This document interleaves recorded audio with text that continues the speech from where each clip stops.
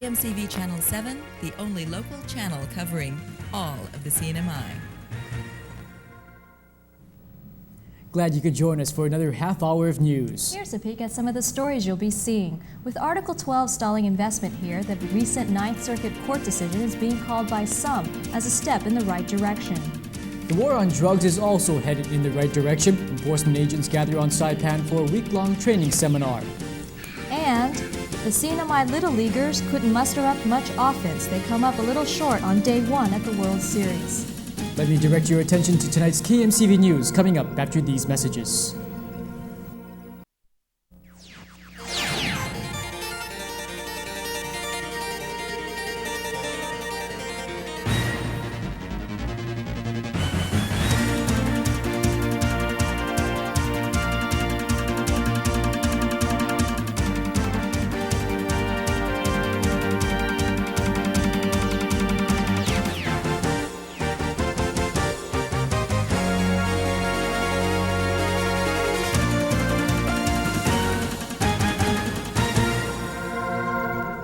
Good evening and welcome to the Tuesday broadcast of KMCV News. I'm Glenn Wakai. And I'm Nannette Miranda. Thanks for joining us this evening. We'll have weather and sports a little bit later in the newscast. But first, Article 12 tops our newscast this evening.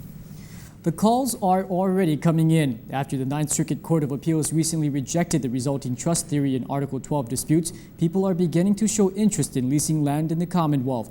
It's hoped by many that the depressed economic investment climate will pick up as a result of the Ninth Circuit Court decision. This story begins in the mid-80s when Diana Ferreira purchased land in San Roque from the Borja family. She did so with funds from people not of Northern Marianas descent. In turn, Ferreira agreed to lease the property to the group for 40 years. The Borja sued on the basis that was a violation of Article 12. The CNMI Supreme Court agreed and decided a resulting trust was established between Ferreira and the non-Indigenous partnership. Then on Friday, the Ninth Circuit Court of Appeals determined it was improper for the CNMI Supreme Court to recharacterize the sale, describing the maneuver as legal fiction. The case has been remanded back to the CNMI Supreme Court. While this lengthy battle continues, land values continue to plummet. Realtor Roy Alexander says the Ninth Circuit Court decision was the best news he's heard in months. We hope it's going to have a positive effect on the real estate market. We did get some inquiries this weekend. We got some telephone calls from people from Guam and Saipan asking if this has resolved the Article 12 problem. But as I told them over the telephone, it hasn't really resolved the problem, but it's a step in the right direction. Attorney David Nevitt says the resulting trust doctrine rendered land titles meaningless. With the resulting trust theory rejected by the Ninth Circuit, we now again have a title system that is meaningful. And so if a developer comes to me and says, can I develop on this particular piece of property, I now can with some confidence go down there and determine to the recorder's office who owns the piece of property. I couldn't do that Friday. The economic boom in the late 80s is gone. Plans for development have faded as more Article 12 cases have bogged down in the judicial system. Nevitt says the Ninth Circuit decision clears up a lot of question marks in investors' minds. I am now able to tell developers that the judicial system in the Commonwealth works. The United States flag here is what brought them here in the first place. And it's nice to see that the United States is backing up the government here and the investors here and helping to defend them in this case. About 20 other Article 12 cases are pending in the courts. Alexander says it's premature to celebrate the CNMI's liberation from Article 12 disputes, but the signs are promising. Once we resolve this Article 12 issue, we will see more investments coming in. But until we do that, we will not get any of the large resorts or development that are going out now. Realtors and attorneys hope the tide is turning on the wave of land alienation disputes. Some local leaders feel the worldwide recession is to blame for the Commonwealth's economic slowdown. However, Asian investments are still flowing into other areas of the Pacific. A Los Angeles-based information service confirms money is moving away from the Commonwealth because of the Article 12 controversy. 45,000 hotel rooms financed with Asian money are being built for openings in the next 2 years. Saipan's share is zero. Ronald Harwood is the founder of the Pacific Rim Information Network, a Los Angeles-based consulting firm in close contact with developers. They tell me that Asia primarily is the only place that's really developing at this time. They talk about the United States as being flat. They talk about Europe as being dead. but they talk about Asia as the place where opportunities still exist for new development, and that's where it's taking place. There's a $1 billion project taking place in Palau, hotels opening in Australia, and resorts breaking ground in Hawaii. Everyone is bypassing Saipan because Harwood says developers are aware of the uncertainty surrounding the Nikko Hotel. The Article 12 issue in Saipan is cause Japanese investors, as well as any other prospective investors, be they from Sheraton or Hilton, to really hold back from proceeding just because of what they've seen happen with the Hotel Nikko. This interview was done before the Ninth Circuit Court decision. Harwood says ownership of land is not critical to developers, but they do want a secured long-term lease.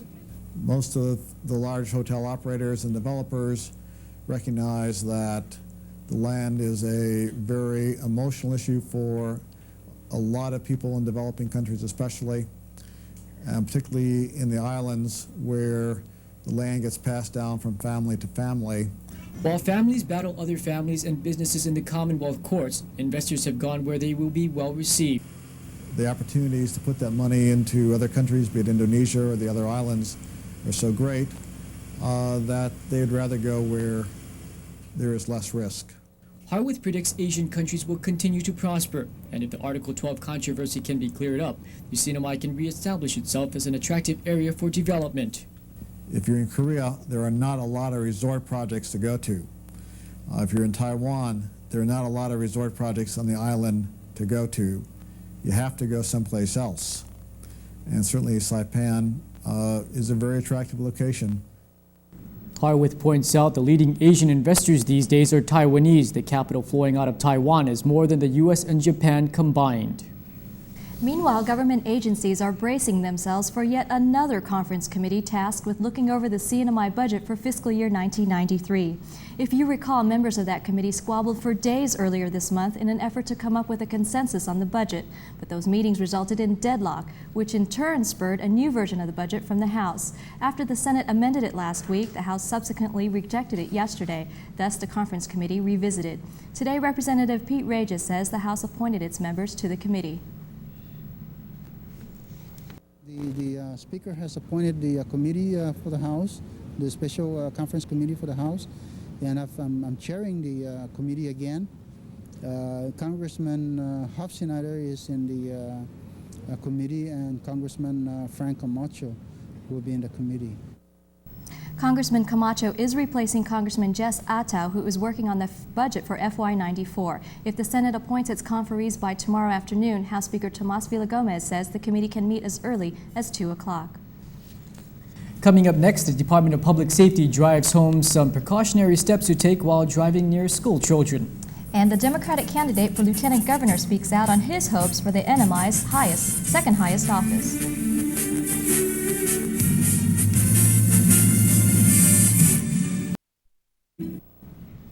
Weapons aren't the only protection that drug enforcement agents require. They also need to arm themselves with knowledge. Here's a report on efforts to equip the drug prevention force with awareness.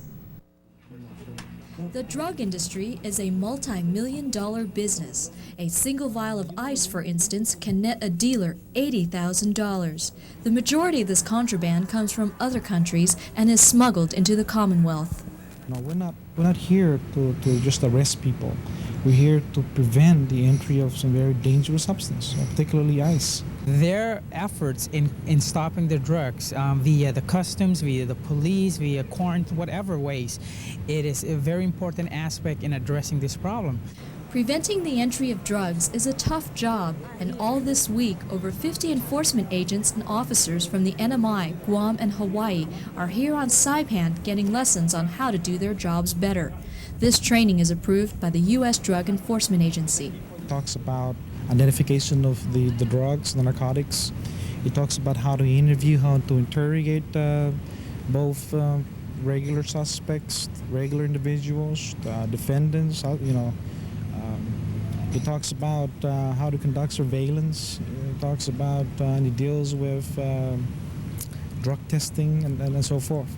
There is also a class on how to protect themselves as given by the Commonwealth's leading drug treatment expert, Dr. Joe Villagomez. And it's also important for them to realize what kind of things this drug does to these people, because you might be dealing with a drug, but if a person is high on it, they can cause a lot of danger to the agents. Despite the dangers, they are an integral part of fighting the war against drugs. Turning out more agents makes a difference. The silent heroes here are the law enforcement officers, because they go out, they risk their lives, and they do a good job because they come out with productivity. They come out with results. The agent's new knowledge also has a far-reaching message. As much as we're preventing from coming to the Commonwealth, parents and other people in taking care of younger children in the family should prevent the drugs from coming into their household. Teachers prevent it from coming into schools, and so on and so forth. Our cameras weren't allowed in the training room as some of the participants are undercover agents. However, Customs Chief Edward De Leon Guerrero hopes to have more of these kinds of seminars as the drug problem in the Western Pacific is escalating. Something else that's escalating is the anticipation for this November's elections. The candidate for the Lieutenant Governor's office on the Democratic ticket is a newcomer to politics.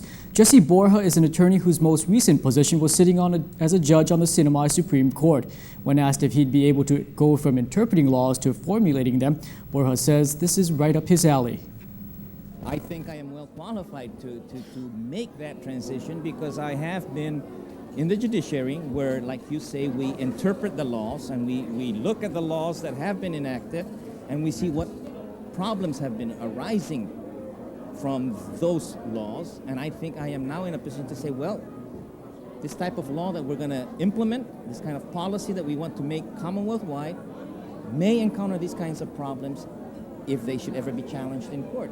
And I think I should be able to contribute with Long in that respect. Borja is running with gubernatorial candidate Furlan Tenorio in hopes of propelling a Democratic team into the top 2 seats in the Sinai government. The team hopes to capitalize on Borja's experience with the judicial system. Borja says they stand committed to upgrading the detention facilities in the Commonwealth.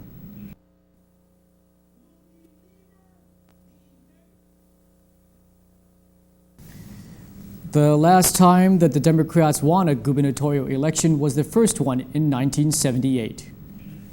Financial help is on its way for the victims of Tropical Storm Steve. The August 8th deluge dropped 20 inches of rain, leaving some families with flood damage. The Small Business Administration will be making low-interest disaster loans available to those who need financial assistance to recover. Homeowners can apply for as much as $100,000 to repair or replace damaged homes. Up to $20,000 is available for personal property, whether that person is a homeowner or renter. Business owners may qualify for up to $1.5 million to repair or replace real estate, machinery, equipment, and inventory. According to the Disaster Control Office, SBA administrators will be arriving tonight. They will set up office on the first floor of the Morgan Building on Beach Road in San Jose. Representatives will be available for one-on-one discussions on how the loan program will work and how to fill out an application. These services begin tomorrow and runs through Sunday only. Another school year begins tomorrow, and the Department of Public Safety advises motorists to exercise extreme caution when driving near schools and bus shelters. Cars should stop at least 150 feet away from the front and rear of the buses while children are getting on and off. There is a danger zone 10 feet around all sides of the bus where it is difficult to see children standing. Drivers should also pay attention to all traffic signs posted within school zones, and parents should drop their children off near the school compound rather than along the highways. DPS officials say these tips should be exercised throughout the school year, which ends next June. The public school system also wants it to be a safe and dry year. Commissioner of Education William Torres is asking parents to provide kids with a jacket or raincoat each morning. Torres says rain-soaked students are uncomfortable in the classroom and find it hard to concentrate.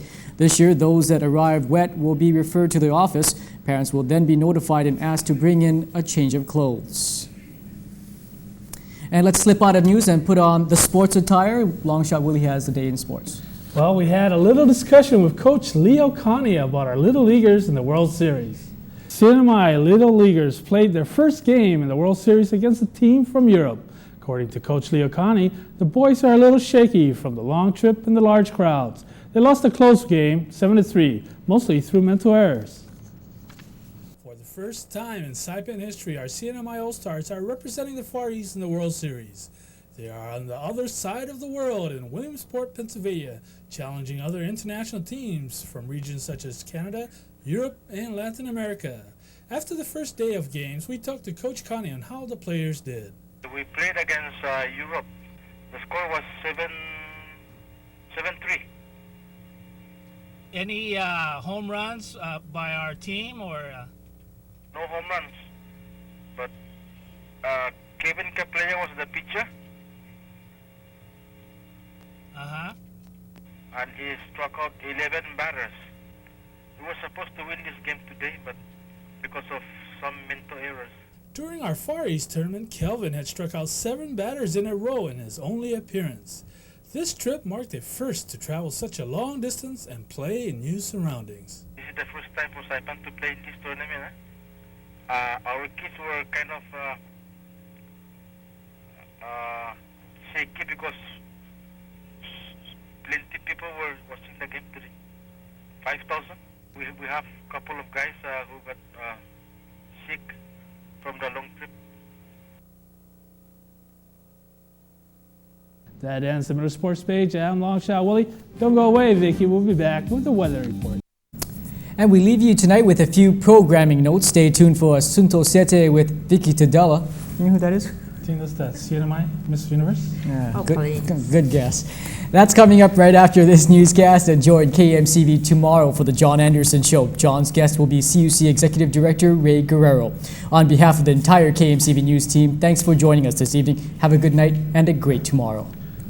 Good night.